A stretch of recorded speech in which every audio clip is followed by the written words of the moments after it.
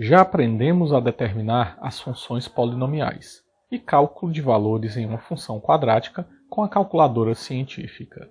Em alguns casos, desejamos encontrar as raízes de uma equação do segundo grau, o que não é difícil, utilizando a fórmula de Bhaskara.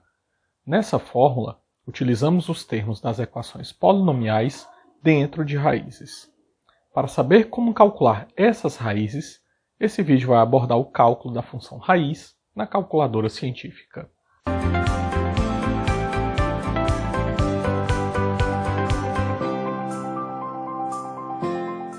Para essa explicação, vamos usar as teclas da raiz quadrada, raiz cúbica, novamente a tecla do circunflexo e sua segunda função, a raiz cujo índice é um número qualquer.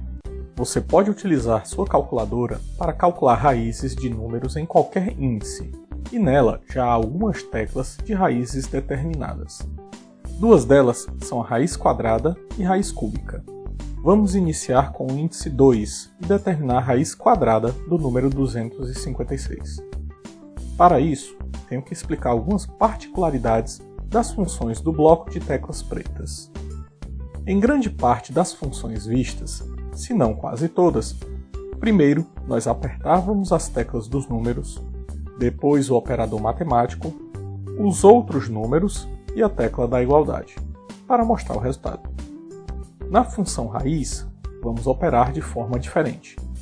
Primeiro, nós temos que chamar a função raiz quadrada apertando a tecla preta da raiz, e veja que vai aparecer o símbolo da raiz na linha superior do visor.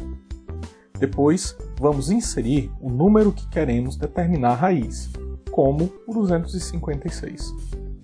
Só então apertamos a tecla da igualdade, para exibir o resultado na linha inferior do visor. Esse mesmo modo vai valer para os outros cálculos das raízes. Para determinar a raiz cúbica do valor 27, vamos ter que acessar a segunda função. Aperte a tecla de mudança e depois a tecla x elevado ao cubo, pois sua segunda função é a da raiz cúbica, impressa em branco no corpo da calculadora. Agora, vamos apertar as teclas do número 27 e depois a tecla da igualdade. Perceba que na linha superior do visor, o índice da raiz, que é o 3, fica à esquerda do símbolo da raiz, e o número 27 à direita. Esse formato vai ser mantido para as outras raízes de índice maior que 3. Note que acima da tecla circunflexo tem pintado uma raiz com o índice x, que indica qualquer valor para esse índice. E agora que você tem que inserir primeiro o número do índice antes de apertar a tecla da raiz. Vamos ver dessa forma. Para calcular a raiz quarta do número 256, aperte primeiro o número 4, que é o índice da raiz, seguido da tecla de mudança e a tecla do circunflexo. No visor, vai exibir a raiz quarta e agora é apertar as teclas do número 256 e depois a tecla da igualdade para exibir o valor. De forma alternativa, podemos utilizar apenas a tecla de circunflexo para determinar as raízes de um número. Para tanto, vamos lembrar que um número em uma raiz pode ser representado por esse mesmo número elevado a um expoente fracionário. Portanto, vamos calcular novamente a raiz quarta do número 256 por esse método. Primeiro, apertamos os números 2, 5 e 6 no teclado da calculadora. Depois a tecla de acento circunflexo, a tecla de parênteses à esquerda e o número fracionário 1 dividido por 4. Depois, devemos fechar o parênteses com a tecla parênteses à direita e apertar a tecla de igualdade para a exibição do resultado. Em calculadoras mais avançadas, há programas embutidos para o cálculo direto das raízes de uma equação quadrática. No caso da nossa calculadora padrão do curso, ela não possui esse tipo de programação, mas podemos utilizar as teclas de memória para calcular essas raízes. Vamos construir a seguinte relação dos termos e variáveis com as teclas de memória. Lembremos que a função quadrática tem um formato f de x igual a ax ao quadrado mais bx mais c, e que as raízes são determinadas por a primeira raiz, menos b mais a raiz de b ao quadrado menos 4ac, de tudo dentro da raiz, dividido por 2a. E a segunda raiz, menos b, menos a raiz de b ao quadrado menos 4ac, dividido por 2a. Vamos montar então essas raízes com as teclas de memória.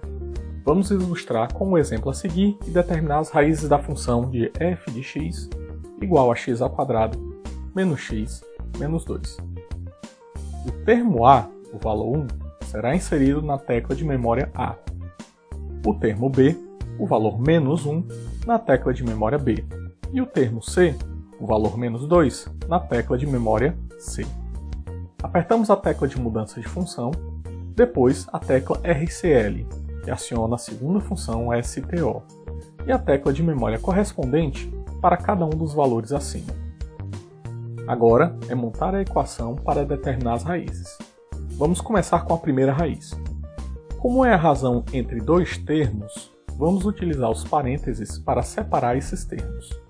Assim, vamos apertar a tecla de parênteses à esquerda, depois a tecla de mudança de sinal, a tecla alfa e a tecla da posição B da memória.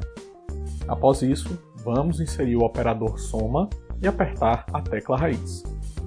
Veja que dentro da raiz temos mais de um termo e devemos abrir outro parênteses.